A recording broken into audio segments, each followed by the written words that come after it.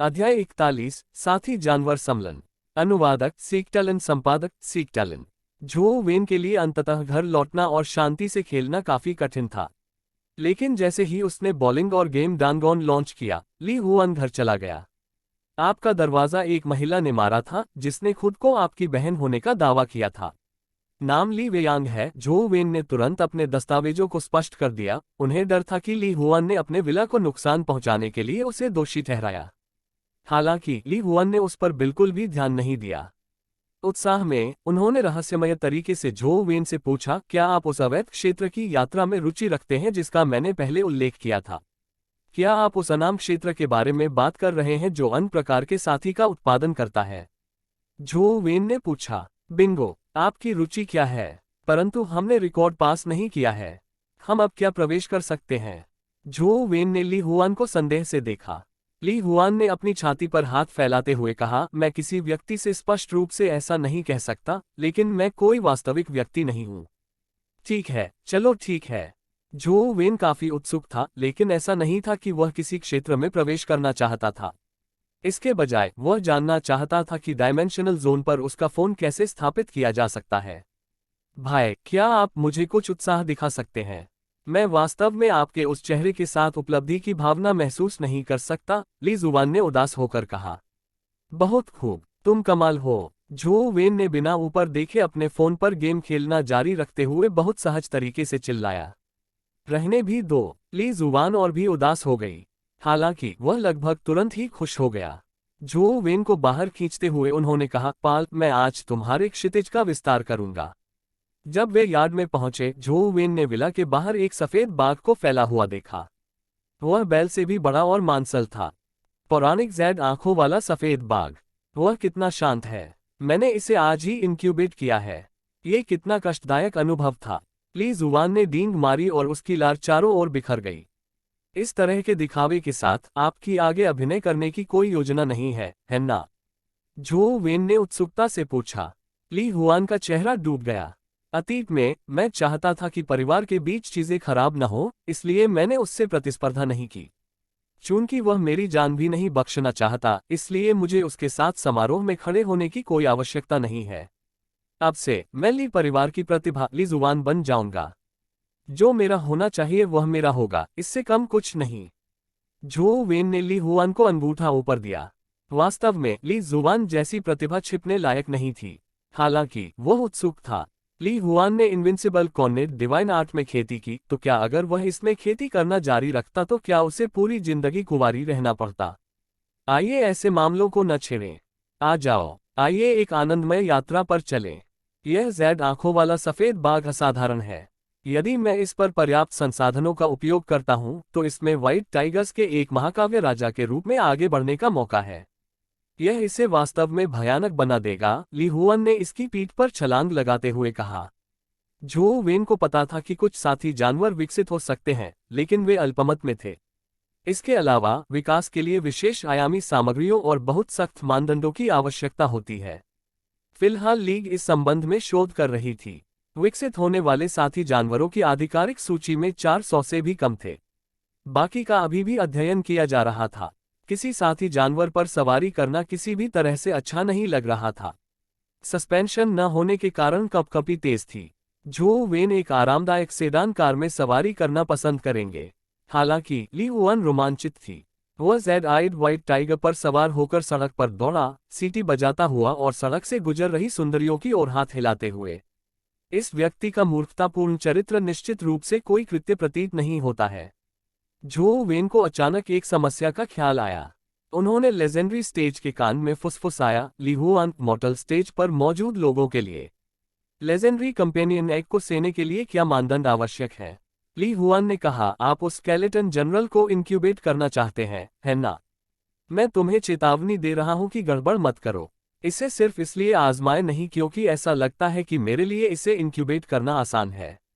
मैं आपको गंभीरता से बता दूं कि ऐसे विचार वाले लोग ज्यादातर या तो अपंग हो जाते हैं या मर जाते हैं। कुछ देर रुकने के बाद ली जुबान ने सहजता से कहा, एक साथी अंडे को सेने के लिए सबसे महत्वपूर्ण मानदंड पर्याप्त मौलिक ऊर्जा का होना है। एक विशिष्ट पौराणिक साथी अंडे को सेने के लिए 10 से अधिक आदिम ऊर्जा की आवश्यकता होती है। नश्वर अवस्था में सामान्य मानव के पास इतनी मौलिक ऊर्जा नहीं होती है। अपनी मौलिक ऊर्जा को सोख लेने के बाद किसी की जीवन शक्ति और सार आदिम ऊर्जा के स्थान पर खींच लिया जाएगा। जब ऐसा होता है तो ये या तो मृत्यु है या विकलांगता है। मैं एक लेजेंडरी कंपेनियन एग को इंक्यूबेट कर सकता हूं। इसका कारण यह है कि मेरी इनविंसिबल कॉर्नेट डिवाइन आर्ट ने प्राइमर्डियल एनर्जी के 9 बिंदुओं को विकसित किया है। इसके अलावा मुझमें इतनी जीवंतता और सार है कि मुझे खत्म होने का डर नहीं है। फिर भी मुझे विशेष रूप से लेजेंडरी कंपेनियन एग्स का चयन करना था जिनके लिए अपेक्षाकृत कम प्राइमर्डियल एनर्जी पॉइंट की आवश्यकता होती है। तभी मैं सफल हो सकता हूं और जीवित रह सकता हूं। जब तक आप मौत से नहीं डरते, दूसरों के लिए सफल होना लगभग असंभव है। छोड़ो यार, मैं अद्वितीय हूं, ली जुवान ने सहजता से कहा। ली जुवान ने जो कहा था वह झो वेन के लिए एक चेतावनी के रूप में था। उत्तरार्ध स्पष्ट रूप से मृत्यु से डरता था, लेकिन खेल में रक्त रंग का अवतार नहीं था। शायद वह एक महान साथी जानवर को जन्म देने के लिए रक्त रंग वाले अवतार का उपयोग कर सकता था। दुर्भाग्य से मेरे पास कंपेनियन एग को गेम में शामिल करने का कोई तरीका नहीं है। प्रयास करने के लिए मैं केवल तब तक प्रतीक्षा कर सकता हूं जब तक कि गेम में कोई कंपेनियन एग ना गिर जाए। ये सोचकर वह काफी प्रलोभित हुआ। फोन का camera feature dimensional zone download करने में सक्षम है। मुझे आश्चर्य है कि क्या इसका उपयोग साथी अंडों पर किया जा सकता है। जब झो वेन ने ये सोचा तो उसने अपनी जेब से कंपेनियन एग और फोन निकाला। वह ली हुआन के पीछे बैठा था और उसके साथ रास्ते में कोई भी नहीं देख सकता था कि वह क्या कर रहा है। इसके बाद झो वेन ने रहस्यमय फोन के कैमरा फंक्शन को खोलने का प्रयास किया और इसका निशाना स्केलेटन जनरल कंपेनियन एग पर लगाया। बीप। झो वेन को आश्चर्य हुआ कि कैमरा फंक्शन प्रयोग करने योग्य था। जब कैमरे को स्केलेटन जनरल कंपेनियन एग की ओर इंगित किया गया तो स्क्रीन पर एक हरे रंग का बॉक्स दिखाई दिया और एक बीप के साथ ये कंपेनियन एग पर केंद्रित हो गया। उसी समय कई पाठ और संख्याएं सामने आईं। कंकाल सामान्य साथी अंडा पौराणिक जीवन प्रोविडेंस नगर रक्षा की शपथ ताकत 15 गति 13 संविधान 16 मौलिक ऊर्जा 18 मौलिक ऊर्जा कौशल पेनिट्रेटिंग पीएस रैंक 3 सहयोगी प्रपत्र सामान्य अस्थि कवच। झो वेन ने स्केलेटन जनरल के आंकड़ों को आश्चर्य से देखा। ऐसा इसलिए नहीं था क्योंकि आंकड़े आश्चर्यजनक थे, बल्कि यह था कि कंपेनियन एग के ऊष्मान से पहले कोई भी परीक्षण चलाने में सक्षम नहीं था। इस प्रकार यह जानना असंभव हो जाता है कि ऊष्मान से पहले एक साथी जानवर कितना अच्छा होगा। बस एक झटके से फोन विस्तृत संख्याएं सूचीबद्ध कर सकता है। यह अद्भुत था। एक ही कंपेनियन बीस्ट प्रकार के सभी के आंकड़े अलग अलग थे। वे जितने ऊंचे थे स्वाभाविक रूप से उतने ही बेहतर थे। प्राइमोर्डियल एनर्जी स्किल्स के साथ ऐसा विशेष रूप से था। रैंक जितनी ऊंची, साथी जानवर उतना ही अधिक मूल्यवान था।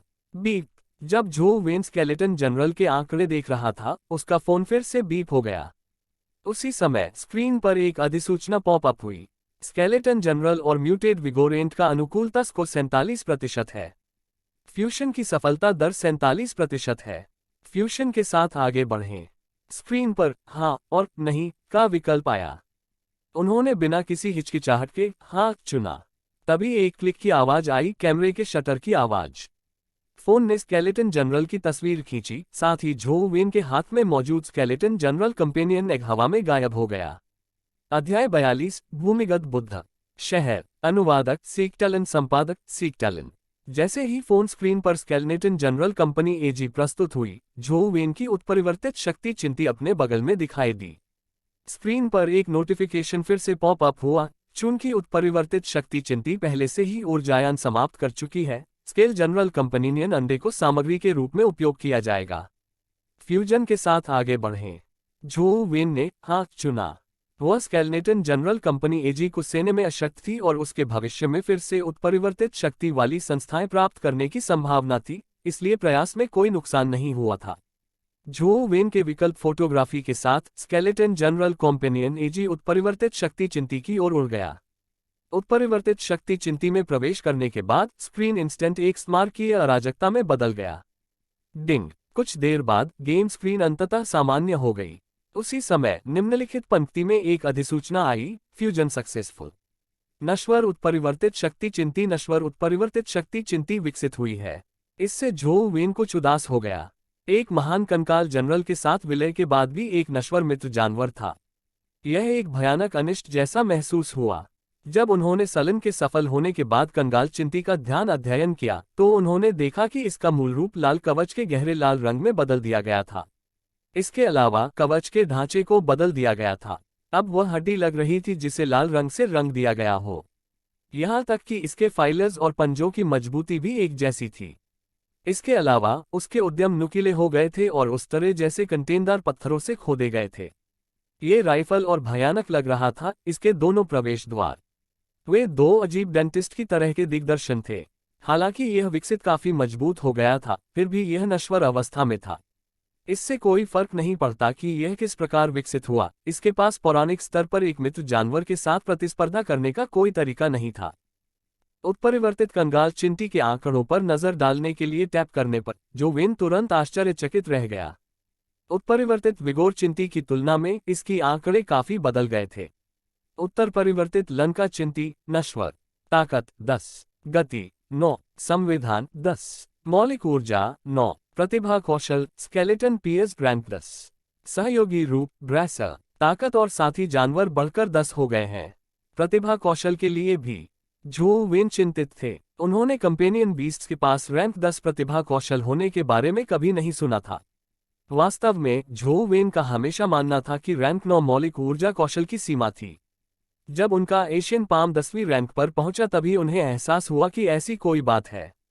झो वेन को उत्परिवर्तित कंकाल चींटी को यह देखने के लिए बुलाने की इच्छा हुई कि वह कैसी दिखती है। आखिरकार इसे गेम में कार्टून शैली में तैयार किया गया था। वास्तविक जीवन में मतभेद होना स्वाभाविक था। दुर्भाग्य से वह ली हुआन की जेड आइड व्हाइट टाइगर पर बैठा था। इसे बुलाने का ये सबसे अच्छा समय नहीं था। अपने अहंकार के बावजूद ली हुआन ने सनसेट कॉलेज के प्रवेश द्वार पर अपने साथी जानवर को हटा दिया। फिर वह झो वेन के साथ बिना किसी आडंबरपूर्ण रवैये के अंदर चला गया। सनसेट कॉलेज एक नया कॉलेज था जिसे आयामी तूफानों के बाद स्थापित किया गया था। ये ड्रैगन गेट ग्रोटो के बहुत करीब था, लुओयांग में अब तक का सबसे बड़ा आयामी क्षेत्र। आज तक मानवता ने इसकी संपूर्ण खोज नहीं की है। ये भी कहा गया था कि मनुष्य केवल एक बहुत छोटे क्षेत्र का पता लगाने में कामयाब रहे थे। ड्रैगन गेट ग्रोटो के अलावा सनसेट कॉलेज के अंदर कई आयामी क्षेत्र पाए गए। ये कहा जा सकता है कि सनसेट कॉलेज ने लुओयांग में अधिकांश आयामी क्षेत्र संसाधनों को अपने कब्जे में ले लिया। आंशिक रूप से प्रतिबंधित स्कूल होने के कारण छात्रों को विश्वविद्यालय के छात्र होने के बावजूद भी वर्दी पहननी पड़ती थी। ये कुछ सैन्य पहनावे जैसा था। अभी भी छुट्टियां थीं, लेकिन परिसर में बहुत सारे छात्र थे। ली हुआन और झो वेन को गार्ड ने दरवाजे पर रोक दिया। सनसेट कॉलेज के गार्ड सुरक्षा गार्ड नहीं बल्कि असली सैनिक थे। वास्तव में सनसेट कॉलेज में आयामी क्षेत्रों की रक्षा वास्तविक सैन्य टुकड़ियों द्वारा की जाती थी। प्रवेश की अनुमति देने से पहले ली हुआन ने 2 विशेष पास निकाले। जैसा कि ली हुआन ने झो वेन का नेतृत्व किया, उन्होंने समझाया, लुओयांग 13 चीनी राजवंशों का घर था।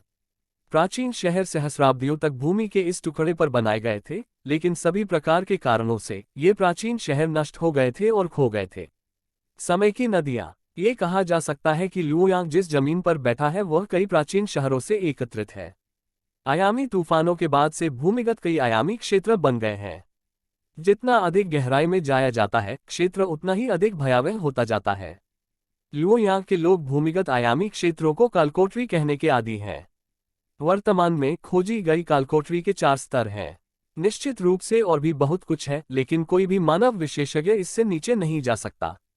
इस बार प्राचीन इनलेट में एक नए कालकोटरी के प्रवेश द्वार की खोज की गई और अंदर नए आयामी जीव और अन्य प्रकार के साथी जानवर पाए गए। झो वेन ने ली हुआन के स्पष्टीकरण को ध्यान से सुना। सनसेट कॉलेज बहुत विशाल था।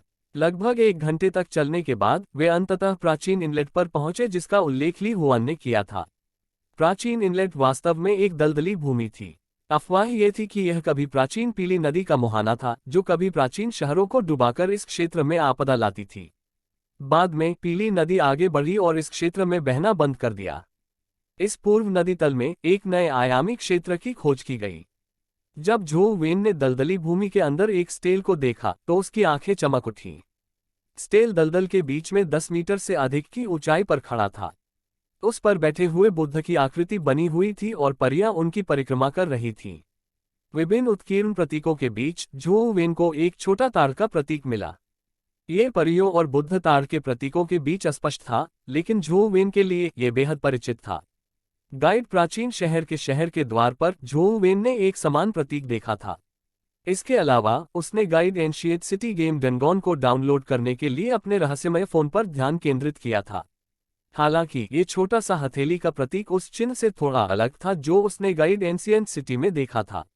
गाइड प्राचीन शहर के प्रतीक में हथेली पर प्याज या लहसुन जैसी कोई चीज अंकित थी, लेकिन यहाँ छोटी हथेली के प्रतीक के बीच में एक खिलता हुआ कमल का फूल उकेरा हुआ था। मैं अब इस गेम डनगॉन को डाउनलोड करने का प्रयास करूंगा।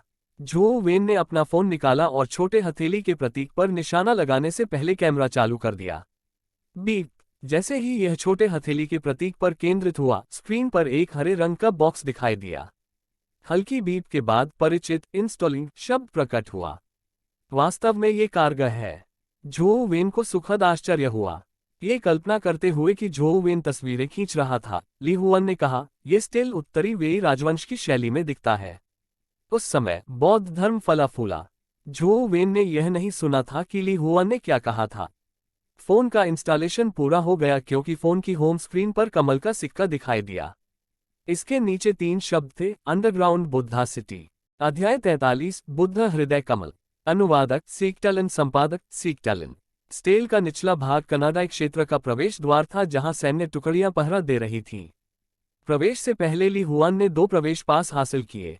स्टेल के नीचे लकड़ी की टीलों वाली झील से नीचे उतरते हुए वे गहरे तल वाले हो गए। झो वेन को अंततः पता चला कि लुओयांग के लोगों ने बस्ती क्षेत्र को कालकोठरी के रूप में क्यों वर्णित किया था। 10 मीटर विश्व स्तर पर एक प्राचीन शहर विश्व से घिरा हुआ है। सभी प्रकार के टाइलों वाली आर्किटेक्चर ने इसे एक भूलभुलैया जैसा बना दिया। निश्चित दूरी पर रोशनी के उद्देश्य से पक्की टाइल वाली दीवारों पर तेल के लालटेन लटकाए गए थे। मंदबुद्धि रोशनी ने सबसे पहले ही अंधेरे और अर्ध प्राचीन कालकोठरी को और भी पुराना बना दिया।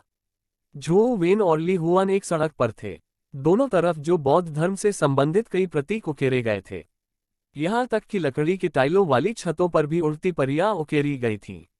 8 वैल्यू वाले स्पीड क्रिस्टल के लिए 8 वैल्यू वाले स्ट्रेंथ क्रिस्टल का व्यापार करना। अगर पट्टी बांधनी चाहिए तो ले लो। एक बुद्ध हृदय कमल क्रिस्टल। केवल ट्रेडिंग, कोई बिक्री नहीं। सबसे पूर्ण विस्तृत और बुद्ध शहर का नक्शा। हाथ में एक चित्र के साथ बुद्ध शहर आपकी सीप है। स्कूल की पोशाक पहने कई युवा सड़क के दोनों ओर मूर्ति लगाए गए थे। स्पष्टतः वे सनसेट कॉलेज के वरिष्ठ थे। झो वेन एक नक्शा खरीदना चाहता था, लेकिन ली हुआन ने उस पर रोक लगा दी। बुद्ध शहर की खोज हाल ही में की गई थी। यहाँ के छात्र केवल आसपास का भ्रमण ही कर सकते हैं। उनके नक्शों का क्या मूल्य हो सकता है? मेरे पास यहाँ सेना द्वारा जारी किया गया नवीनतम मानचित्र है। यह उनकी तुलना में कहीं अधिक उपयोगी है। आइए अपनी किस्मत आजमाने के लिए लोट्स तालाब की ओर चलें। आइए देखें कि क्या हम बुद्ध हृदय कमल पा सकते हैं। ली हुआन ने हाथ में नक्शा लेकर चलते हुए कहा। बुद्ध हृदय कमल क्या है? झो वेन ने पूछा। यह एक प्रकार का पौधा प्रकार का आयामी प्राणी है। क्या मैंने यह नहीं बताया कि अन्य प्रकार के साथी जानवर यहाँ पाए गए थे? बुद्ध हॉट लोट्स उनमें से एक है। साथी जानवर के रूप में बुद्ध हृदय कमल हृदय है, ली हुआन ने समझाया। ली जुआन ने नक्शा पकड़ा और झो वेन को अपने साथ लेकर अंधेरी कालकोठरी में नेविगेट किया। शायद आयामी प्राणियों को साफ कर दिए जाने का नतीजा ये हुआ कि उनका किसी से भी सामना नहीं हुआ। लगभग 1 घंटे तक चलने के बाद उनके सामने का दृश्य खुल गया। उन्होंने देखा कि हरे कमल के पत्तों का एक बड़ा झुंड उनके सामने दिखाई दे रहा है। वे जेडाइट की तरह हरे थे और वे हरे रंग की चमक से झिलमिला रहे थे। यह विशाल भूमिगत कमल तालाब कई एकड़ आकार का था। चमचमाती हरी रोशनी ने पूरे भूमिगत जगत को हरे रंग से रंग दिया और किनारे से अपेक्षाकृत दूर स्थानों पर विशाल सफेद कमल के फूल खिलते हुए देखे जा सकते थे। क्या वह बुद्ध हृदय कमल है? झो वेन ने विशाल सफेद कमल को देखा और पूछा। ये सही है, वह बुद्ध हृदय कमल है जो एक पौधे प्रकार का आयामी प्राणी है। हालांकि वे बुद्ध हृदय कमल किनारे से बहुत दूर हैं। जब तक कोई उड़ नहीं सकता, उनके पास पहुंचने का कोई रास्ता नहीं है, ली हुआन ने कहा। क्या तुम तैरकर नहीं आ सकते? झो वेन ने तालाब में पानी को देखा। ये पारदर्शी हरा था और क्रिस्टल जैसा था। निश्चित रूप से नहीं। यहाँ का पानी स्टील बीम को भी पिघला सकता है। मनुष्य तुरंत ही शून्य हो जाएंगे, ली हुआन ने जल्दी से कहा। अगर ऐसी बात है तो आने का क्या मतलब है? झो वेन ने थोड़ा भौहें चढ़ाईं। इसलिए मैंने कहा कि हम अपनी किस्मत आजमा रहे हैं। यदि किनारे के पास बुद्ध हृदय कमल खिलता है तो हमारे पास एक मौका है। ली हुआन ने अपनी नाक रगड़ी और कहा, लेकिन ऐसा लगता है कि हमारी किस्मत अच्छी नहीं है। किनारे पर कोई बुद्ध हृदय कमल नहीं खिल रहा है। जैसा कि उन्होंने कहा था कि उन्होंने अपने पीछे से सरपट दौड़ने की आवाजें सुनी। उन्होंने अपना सिर घुमाया और देखा कि एक सफेद घोड़ा तेजी से आ रहा है और उस पर एक ठंडी आंखों वाला आदमी बैठा हुआ है। सफेद घोड़ा बेहद तेज था, जिससे वह लगभग तुरंत ही कमल तालाब के सामने पहुंच गया। हालांकि उस आदमी का अपने घोड़े पर लगाम लगाने का कोई इरादा नहीं था और उसकी गति बिल्कुल भी कम नहीं हुई। वह सीधे कमल तालाब में जा गिरा। अगले सेकंड में झो वेन ये देखकर आश्चर्यचकित रह गया कि सफेद घोड़े के किनारों से बर्फ सफेद पंखों की एक जोड़ी निकल रही थी। वह हवा में उछला और कमल तालाब के ऊपर उड़ गया। नश्वर अवस्था में सफेद पंखों वाला उड़ने वाला घोड़ा एक बहुत ही दुर्लभ साथी जानवर। ये वर्तमान में सनसेट कॉलेज में एकमात्र है। इसके मालिक सनसेट कॉलेज के द्वितीय वर्ष के छात्र लुओ हुआन हैं। उन्हें सनसेट कॉलेज के 4 सबसे खूबसूरत लोगों में से एक कहा जाता है। मुझे वह पसंद नहीं है, वो बहुत अहंकारी है, ली हुआन ने ईर्ष्या से सफेद पंखों वाले उड़ने वाले घोड़े को देखते हुए कहा। उसका jade eyed white tiger, white winged flying horse से कहीं तेज था, लेकिन वह उड़ नहीं सकता था। स्वाभाविक रूप से वह लुओ हुआन की तरह सफेद घोड़े पर सवार होकर कमल के तालाब को पार करने में सक्षम नहीं था। लुओ हुआन अपने सफेद घोड़े पर सवार हुआ और बुद्ध हृदय कमल के पास पहुंचा। जब वह उससे लगभग 10 मीटर दूर था तो उसने अचानक एक बुद्ध हृदय कमल की पंखुड़ियों को अपने पास आते हुए एक अंडाकार में बदलते हुए देखा। जब पंखुड़ियां अचानक खुली तो एक हरा कमल का बीज बाहर निकला, जो लुओ हुआन को तोप के गोले से उड़ाता हुआ प्रतीत हुआ। स्थिर अभिव्यक्ति के साथ लुओ जुआन की कमर पर एक चमक दिखाई दी, जिसने हरे कमल के बीज को आधा कर दिया। तभी दूसरों की नजर उसके हाथ में तलवार पर पड़ी। कितनी तेज चाल है! झो वेन कुछ हद तक आश्चर्यचकित था। लुओ परिवार तलवारबाज हैं। अज्योर स्टार स्वॉर्ड एंथोलॉजी एक काफी प्रसिद्ध तलवार कला है। यह आश्चर्य की बात नहीं है कि वह अपनी तलवार से बहुत तेज है, ली जुआन ने खट्टे अंगूर महसूस करते हुए कहा। ऐसा नहीं था कि वह लुओ जुआन की तलवार तकनीक से ईर्ष्या करता था। यह सिर्फ इतना था कि सफेद पंखों वाले उड़ने वाले घोड़े ने बहुत अधिक ध्यान आकर्षित किया। हालांकि यह नश्वर अवस्था में था, यह उसके जेड आइड व्हाइट टाइगर से अधिक ठंडा था। झो वेन भी ईर्ष्यालु था। यद्यपि उत्परिवर्तित कंकाल चींटी मजबूत थी, लेकिन उसका रूप भयावह था। लुक के मामले में सफेद पंखों वाला उड़ने वाला घोड़ा बिल्कुल अलग स्तर पर था। बेशक झो वेन को दिखावे की परवाह नहीं थी। बात बस इतनी थी कि सफेद पंखों वाले उड़ने वाले घोड़े की उड़ान क्षमता ने इसे बेहद उपयोगी बना दिया।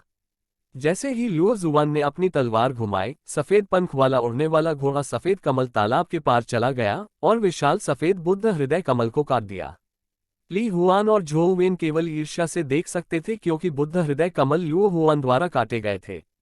अगर मुझे पता होता तो मैं एक साथी जानवर प्राप्त करने की कोशिश करता जो उड़ सकता है, ली जुआन ने दांत पीसते हुए कहा। रहने भी दो, आइए देखने के लिए कहीं और चले। बुद्ध हृदय कमल के अलावा अन्य आयामी प्राणी भी होने चाहिए, है ना? झो वेन ने पूछा। आगे के क्षेत्र में आयामी जीव हैं, लेकिन यह वहां थोड़ा अजीब है। जब सेना ने क्षेत्र की जांच की तो कई लोग बिना किसी कारण के मारे गए। दिग्गज विशेषज्ञों के साथ भी यह अपवाद नहीं था। इसे पहले ही प्रतिबंधित क्षेत्र घोषित कर दिया गया है। सामान्य छात्र इस क्षेत्र तक नहीं पहुंच सकते, ली हुआन ने अपने मानचित्र को देखते हुए कहा।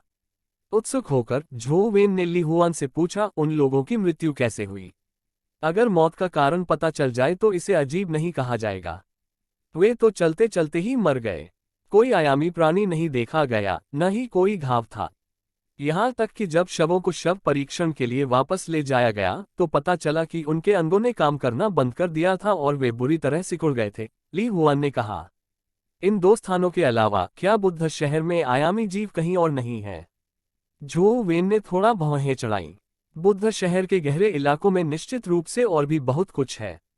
हालांकि सेना ने भी इस क्षेत्र का पता नहीं लगाया है, तो सामान्य छात्र इसमें उद्यम करने की हिम्मत कैसे करेगा? ये केवल मौत को दावत देना होगा। हम रोमांच के लिए अपनी जान जोखिम में नहीं डाल सकते, ठीक है? कुछ देर बाद ली हुआन ने कहा, दरअसल सेना ने शांति की भावना पैदा की है। यदि किसी व्यवसाय के रहस्य को सुलझाया जा सकता है तो उन्हें एक लेजेंडरी कॉम्पेनियन एजी से पद छोड़ दें। इसके अलावा उन्हें बुद्ध शहर में प्रवेश करने का स्थायी अधिकार दिया जाएगा। अध्याय 44 रक्त पैटर्न वाला बुद्ध हृदय कमल। अनुवादक सीकटलन, संपादक सीकटलन। झो वेन कुछ कहना चाहता था, तभी उसने एक छपाक की आवाज सुनी। ऐसा लगा जैसे पानी में कोई बम फट गया हो। दोनों ने अपना सिर कुबिया और कमल तालाब से समुद्र के अंदर फूटते पत्थर की तरह एक लहर उठती देखी। लहर के बीच 10 मीटर से अधिक व्यास वाला एक विशाल कमल का फूल खोजा। कमल का फूल सामान्य बुद्ध हृदय कमल से भिन्न था। साधारण बुद्ध हृदय कमल की पंखुड़ियां शुद्ध सफेद होती थीं, लेकिन ये बुद्ध हृदय कमल की सफेद मूर्ति पर रक्तवाहिका जैसी रेखाएं थीं। चित्रांकनी थे जो बैठे हुए बुद्ध की छवि को पर्यटन कर रहे थे। ऐसा अनोखा हो रहा था मनुष्य प्रत्येक पंखुड़ी पर रक्तरंजित बुद्ध भगवान पर। लुओ जुआन अपने सफेद घोड़े वाले उड़ने वाले घोड़े पर सवार होकर हवा में चींटों से बच गया, लेकिन फिर भी कुछ चींटे उसके घोड़े पर उड़ते हुए आ रहे थे। सफेद तितली वाला उड़ने वाला घोड़े के दर्द से कराहने लगा, क्योंकि उसका बर्फ सफेद काला क्षत विक्षत तारा एक खूनी खुले छेद में बदल गया था। ये बेहद भयानक लग रहा था। जब लुओ हुआन सफेद दीवार वाले उड़ने वाले घोड़े को किनारे की ओर ले जाने के लिए संघर्ष कर रहा था, तो उसके चेहरे पर 3 भाव थे। अगर वे पानी में गिर जाएं, तो वे बर्बाद हो जाएं। वास्तविक जीवन कोई खेल नहीं था। अगर वह इंसान हो या दोस्त जानवर, नश्वर का मतलब नश्वर होता है। कोई दूसरा अवसर नहीं था। ये झो वेन के जैसा खेल नहीं था, जिसकी मृत्यु के बाद मृत्यु हो सकती थी। लुओ हुआन भागना चाहता था, लेकिन अजीब बुद्ध हॉट लोट्स का उसे छोड़ने का कोई इरादा नहीं था। इसमें एक बॉल के आकार का कमल का बीज निकला, जो आकाश को चिरायता हुआ सफेद चांदनी वाले घोड़े और लुओ हुआन की ओर से चला गया। आमतौर पर बुद्ध हॉट लोट्स द्वारा निकाले गए कमल के बीज हरे रंग के होते थे, लेकिन ये कमल का बीज क्रिस्टल रक्त था। ये तुरंत लुओ जुआन के सामने प्रकट हुआ। व्हाइट वाला उड़ने वाला घोड़ा अब समय पर चकमा नहीं दे सका। लुओ जुआन ने अपनी तलवारें लहराईं और तलवारें चलाईं, जिससे खून के रंग के कमल के बीज में छेद हो गया। हालांकि इससे पहले कि उसकी तलवारें रक्त के रंग के कमल के बीज को पूरी तरह से काट दे, उसकी अभिव्यक्ति बदल गई। लगभग तुरंत ही लुओ हुआन ने अपनी तलवारें पीछे खींच लीं और सफेद दीवार वाले उड़ने वाले घोड़ों की पीठ पर अपने पैर की अंगुली को थपथपाया और बाज की तरह लगभग 3 मीटर पीछे कूद गए। उलझन। उसी समय खून के रंग का कमल का बीज फूट गया, जो खूनी बारिश में बदल गया, जिसने सफेद बालों वाले उड़ने वाले घोड़ों को घेर लिया। उसके बाद झो वेन और ली हुआन ने एक भयानक दृश्य देखा। सफेद घोड़े वाले उड़ने वाले घोड़े पर खून ऐसे गिरा जैसे लाल चमकीले धातु बर्फ से चमक रही हो। अचानक सफेद घोड़े वाले उड़ने वाले घोड़े का मांस मिला दिया। कुछ ही सेकंड में सफेद पंखों वाले उड़ने वाले घोड़े का मांस पूरी तरह से खत्म हो गया, जिससे उसकी सफेद हड्डियां दिखाई देने लगीं। कमल के तालाब में गिरने से पहले वह बस एक दुखदायी आवाज भर सकता था। इसकी कोई उम्मीद नहीं थी। Little white. लुओ जुआन गुस्से और दुख में चिल्लाया, लेकिन कोई फायदा नहीं हुआ। वह अभी भी खतरे में था।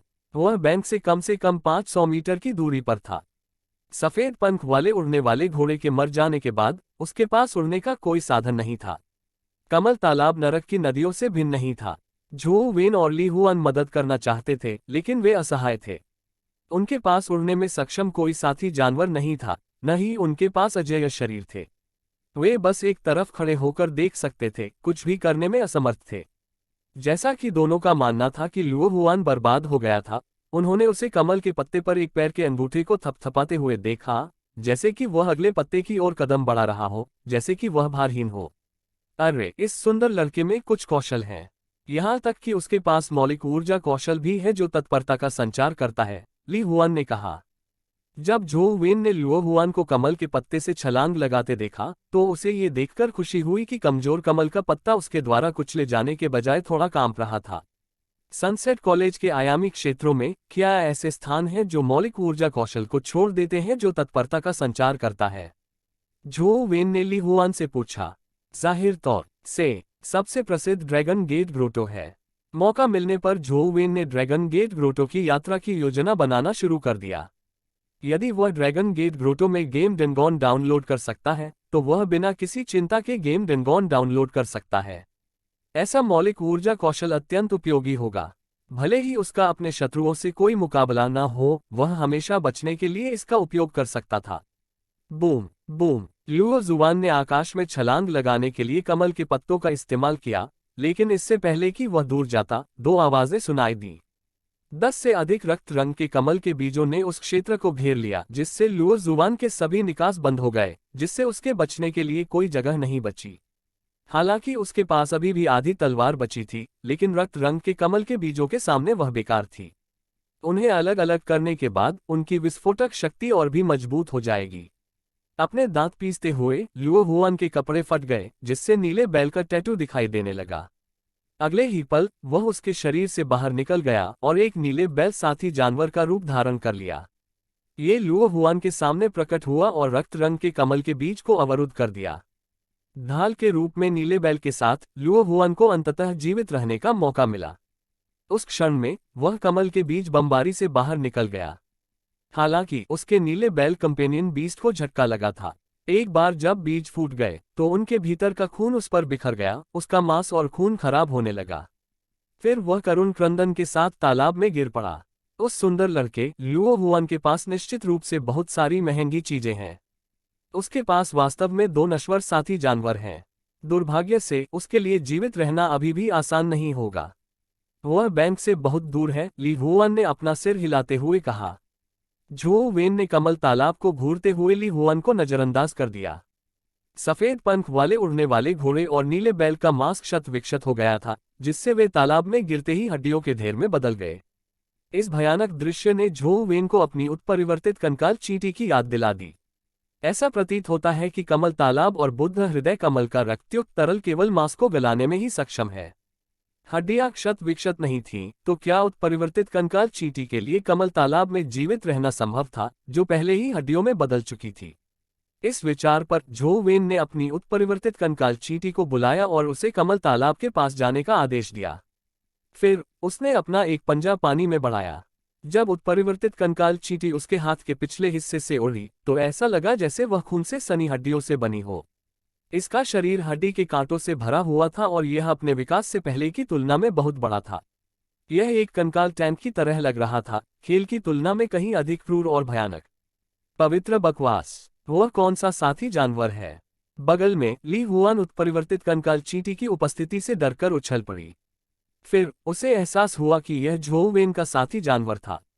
कंकाल चींटी, झो वेन ने बिना ज्यादा सोचे उत्तर दिया और कंकाल चींटी को अपना एक पंजा कमल के तालाब में फैलाने के लिए कहा। आप क्या कर रहे हो? ली जुबान डर के मारे उछल पड़ी। जल्द ही ली हुआन को एहसास हुआ कि पानी में अपना पंजा फैलाने के बावजूद कंकाल चींटी पूरी तरह से ठीक थी। कमल तालाब के पानी से इसका क्षरण नहीं हुआ था। तभी झो वेन ने पुष्टि की कि उनका सिद्धांत सही था। उत्परिवर्तित कंकाल चींटी, जो पूरी तरह से हड्डियों से बनी थी, कमल तालाब के पानी से नहीं डरती थी। उनके आदेश से उत्परिवर्तित कंकाल चींटी धीरे धीरे कमल तालाब में प्रवेश कर गई। उसका शरीर पानी में भीगने के बावजूद कुछ नहीं हुआ। जाहिर है तालाब के पानी का उस पर कोई प्रभाव नहीं पड़ा।